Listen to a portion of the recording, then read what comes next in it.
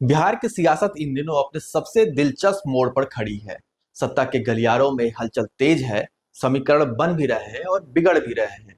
एक तरफ सम्राट चौधरी कैबिनेट विस्तार को लेकर मंथन में जुटे हैं, तो दूसरी तरफ दीपक प्रकाश की सियासी किस्मत सवालों के घेरे में है। क्या एनडीए में मंत्रिमंडल विस्तार की घड़ी आ गई है? और क्या एनडीए के भीतर कोई बड़ा पॉलिटिकल गेम खेला जा रहा है? क्या इस पॉलिटिकल गेम का शिकार होंगे उपेंद्र कुशवाहा के बेटे दीपक प्रकाश? देखिए हमारी खास रिपोर्ट में। आप देखना शुरू कर चुके हैं चौपाल डायरी लाइव और मैं हूं सुनील मिश्रा।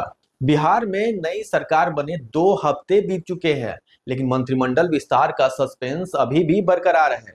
शनिवार को मुख्यमंत्री सम्राट चौधरी ने पूर्व मुख्यमंत्री और जेडीयू के राष्ट्रीय अध्यक्ष नीतीश कुमार से मुलाकात कर सियासी तापमान और बढ़ा दिया है। सूत्रों के मुताबिक करीब 30 मिनट तक चली मुलाकात पे संभावित मंत्रियों की सूची, विभागों का बंटवारा और जातीय समीकरण पर गहन चर्चा हुई है।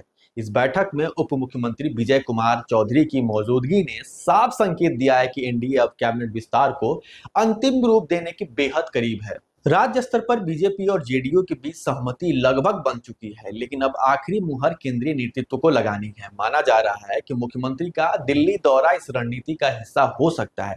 इसी बीच जेडीयू नेता संजय कुमार झा और बीजेपी अध्यक्ष नितिन नवीन की मुलाकात ने सियासी चर्चाओं को हवा दे दी। भले इसे सामान्य बातचीत बताया गया हो, लेकिन बिहार की सियासत का असली ट्विस्ट आता है दीपक प्रकाश के नाम से।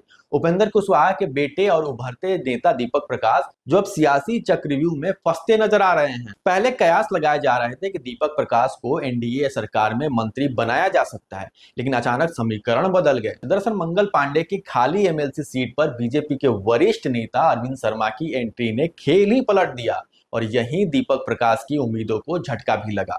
लेकिन कहानी यहीं खत्म नहीं होती है।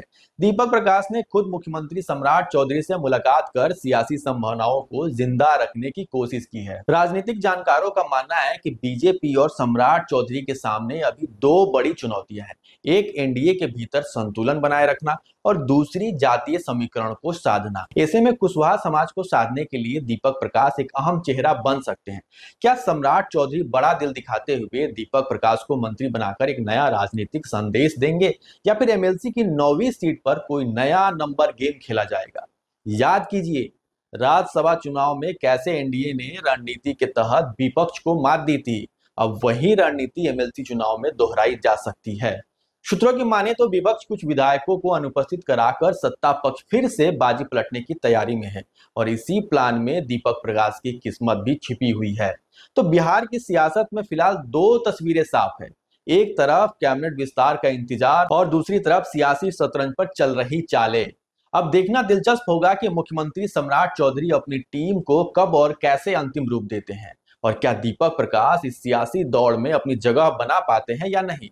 बिहार की राजनीति का हर अपडेट हम आपको पहुंचाते रहेंगे। वीडियो पसंद आए तो लाइक, शेयर और सब्सक्राइब करें।